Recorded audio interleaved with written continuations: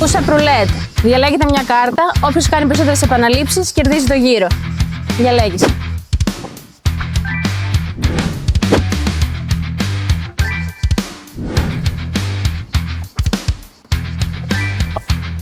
Για να δούμε ποιος θα είναι πιο μαχητικός.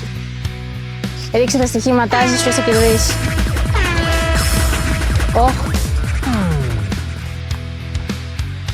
Έλα το παιδί, δεν μπορεί. Δώστε μου τις μπάρες.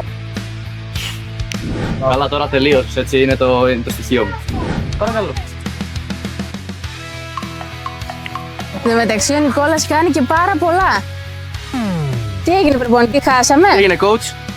Είχα δίκιο. Θα δώσω το επόμενο. Ωραία.